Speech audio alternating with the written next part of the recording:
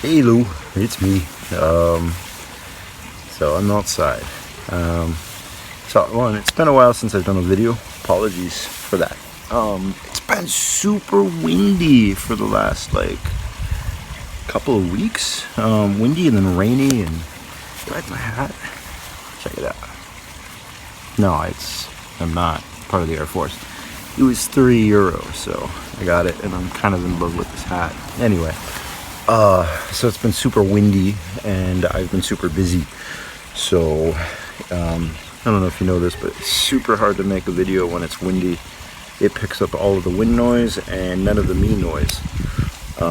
So instead, today you're going to hear waterfall and dogs barking. Maybe a cat. Maybe a phone dropping. Cars going by. Apologies. I wanted to show you. Oh, can you see me? Oh, I can see you. Oh, there we are. All right. So, usually on these videos, I go somewhere cool and show you. You know. Oh no, is that a lawnmower? It's a Sunday. They're not supposed to mow lawns on a Sunday. I think that might be a tractor. Who knows? We'll see. If the noise gets really loud, then I'll stop and do it again. So what I was showing you at the beginning was two things. Oh, yeah, I'll splice those together. I was showing you my garden. That was the first part of it.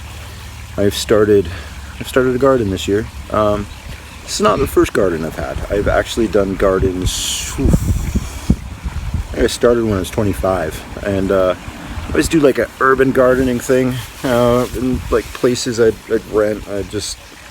Wherever I could, I'd garden, usually using a balcony, and just filling it up full of as many plants as possible.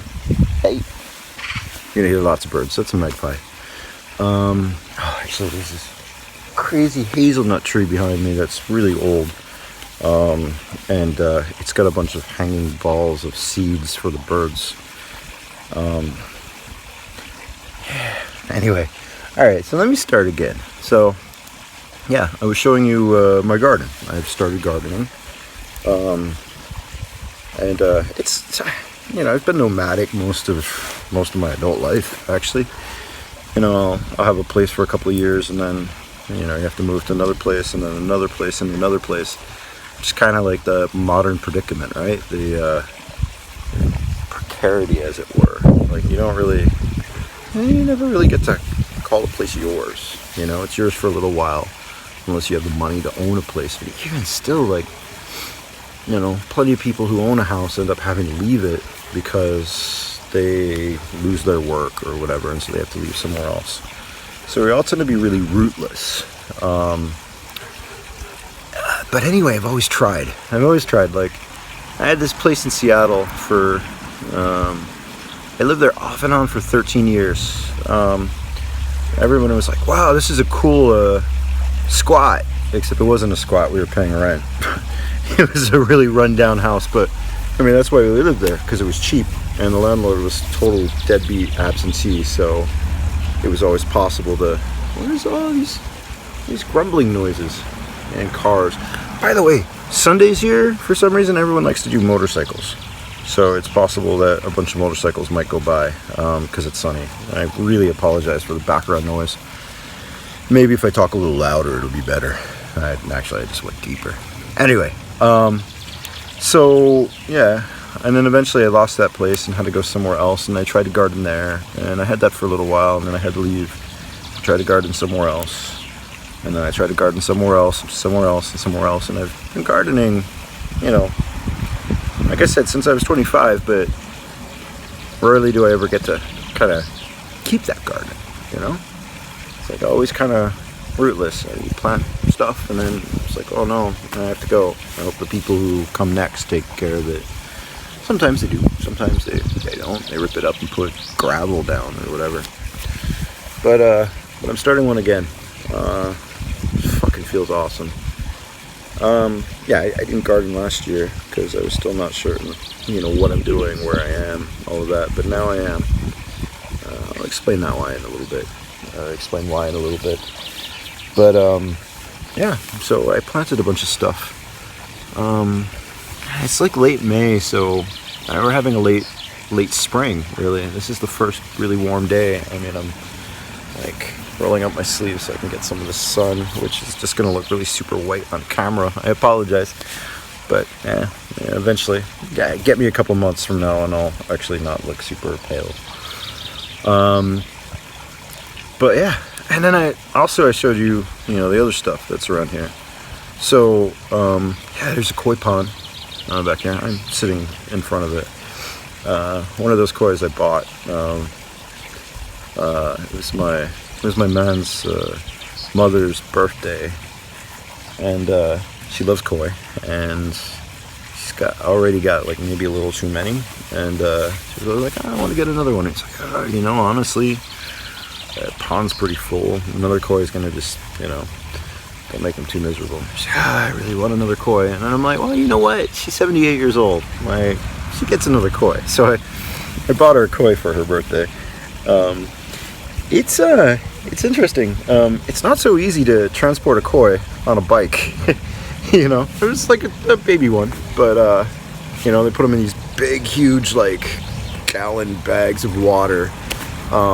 Little koi, big bag of water, plastic, and trying to figure out how to carry that like 4 kilometers on the bike was not easy, but I fit it in my backpack. And then I'd open it up occasionally and be like, hey, you in there? You okay? He was pretty happy. I think he was really happy to get out of that tank that they were selling him in. And now he's in a real pond. Well, as close to a real pond as possible. It's got frogs. That makes it kind of a real pond, I think. Artificial waterfall, but what can you do? Yeah, so I'm always showing you guys like all of these really cool, amazing places that I visit, but then I kind of forget to I'm really showing you where I live. And that's just a tiny little part of it. I'm living in a very good place, like surrounded by beauty, and I'm trying to create more beauty too, including, creating a garden. And one of the other reasons why I wanted to show you the garden is that gardening, I think, has probably taught me more about paganism and life than maybe anything else. Definitely a lot more than any book has ever taught me, or any leader or anything. When you garden, you start to learn certain principles that gardeners know, but if you're kind of divorced from all that, you're like in the urban or whatever, you don't really understand those things. One of the first things I learned excuse me, I smoke too much. One of the first things I learned is patience, of course. You put seeds in and then you come out the next day and they're still just seeds. They're not going to just explode because you put them in the ground. And then all of the kind of work that goes into kind of tending it. But then also, you're not making the plants grow. You're creating the conditions that are ideal for them to grow, but they do it themselves. Your role as a gardener, is exactly that. Like, you're a tender. You cultivate space for these things, but then they do what they want to do, and then you kind of help them do that. Another thing I learned is about culling. I think this is a hard thing for modern people in general to get. If you look at like the kind of esoteric, like masculine, feminine principles, which I know are kind of out of favor right now in America, but I find them useful still. There's a sort of thing like the feminine principle is like this abundance and like creation and fertility and all of that sort of stuff, whereas like the masculine principle is like a culling principle. So when I say culling, I mean this, like, so when you I'm sure many of you are gardeners, so you already know this, but I can just talk about it again. And for those of you who don't know, it's an interesting thing to discover. So when you put seeds in the ground, you're like, okay, these are the plants that are going to grow.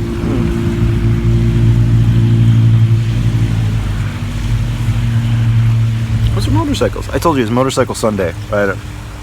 Yeah, it's a big European thing. The Germans is particularly are all about riding their motorcycles on Sunday, and I don't think they go anywhere. I think they just ride them, like in gangs, except they're all like kind of middle-aged and whatever. It's not like a biker gang in the United States. It's more like a, hey, I have a bike, I want to go with some friends. Anyway, I think they're gone. So when you want to plant stuff, you know, let's say like, all right, coriander, cilantro. It's coriander in Europe, cilantro in America. Well, the leaves are cilantro in America and the seeds are coriander. In Europe, it's coriander leaves, coriander seeds, but cilantro, coriander. Anyway, so when you want to plant coriander, you know, you put a bunch of seeds in like a pot or an area or whatever, and then they grow. But in order to like get a good amount of cilantro, you want like the strongest plants, not survival of the fittest, but kind of like this. So you plant more seeds than you need. And more seeds than you're going to be able to fit. And that's because seeds don't always grow exactly the same way. Some of them grow faster, some of them grow slower, some of them don't trigger at all. So you plant like, you know, 3 or 4 in a pot. Actually, you shouldn't really plant coriander in a pot because it doesn't like being transplanted. But I'm gonna have to transplant it. It's not gonna like me. Anyway, so you plant a bunch of seeds in there, and then they start growing. But then you have to get rid of some of them, and that's a really painful thing. You have to cull to take out what is excessive in there in order for the other ones to thrive. Because if you don't do that, what happens is, you know, you have too many seeds, too many plants growing in a small area. They all compete against each other, and none of them actually get big. None of them will, you know, if you have too many of them, they'll just stop growing. They'll just get stunted and they won't go any further. They won't produce seeds, which means they won't reproduce either. So you have to kill off some of the things that you put in the earth. I don't know, maybe it's because I'm kind of emotional when it comes to plants and animals and stuff, so culling sucks. There's always this like, nah, I don't want to kill it. I mean, it could have lived. Except if I don't kill it, I don't pull it out, you know, you can try to find another place for it, but like I said, with something like with cilantro, it doesn't like being moved. So, you have to get rid of it. Same way with like lots of other things. That culling is what allows them to survive. The rest of them to survive. Not just survive, but actually become who they are, what they want to be. I think the cows are coming. The cows are on the other side of this blackthorn hedge. I'm pretty sure that's them. And you won't be able to see them. The blackthorn hedge is there specifically to keep them from coming in here and eating our plants. But so, you know, as I said, there's like the principle of like everything wants to live and become its like biggest potential sort of thing, and that's kind of in a lot of the esoteric philosophies, that's the feminine thing. It's just like life, growth, like big, everything big, just grow, abundance, you know. And then more motorcycles. And then the feminine principle, or the masculine principle, the culling principle, is yes, in order for all of these things to grow really big, this thing here needs to go, or this other thing needs to go, and this thing needs to be killed. It's like a thing of limits, a necessary thing that no one really wants to do. I never want to do it, but then you have to. And you learn all that from gardening. And the third thing you learn, which I don't have a compost pile yet, but that's coming. I always set up a compost.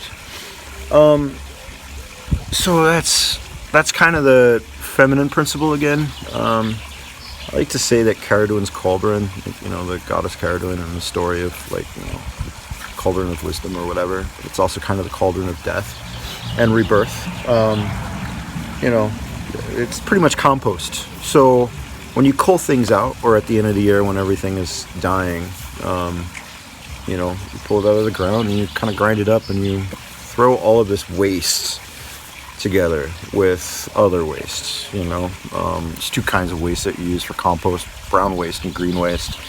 Brown is like woody bits, dry leaves work for that too.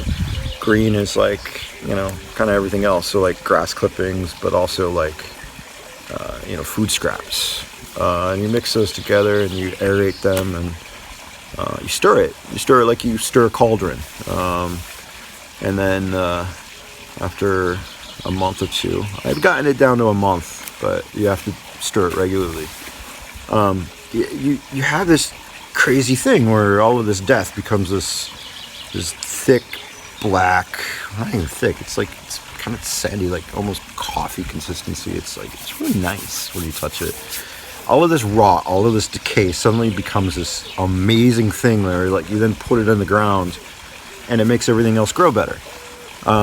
Death from life, you know, and not just death from life, but like this like alchemical transformation where compost heats up.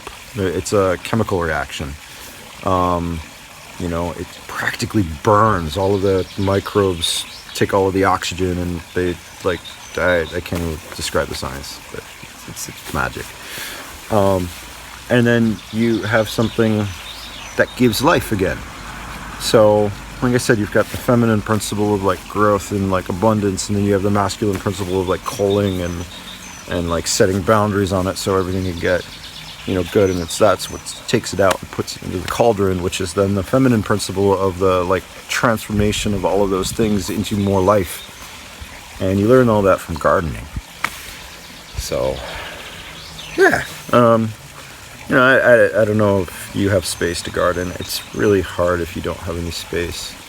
It's not hard, it's frustrating. Like if you have a little balcony, you can put things on, and if not, you know, you can put stuff on the windowsill.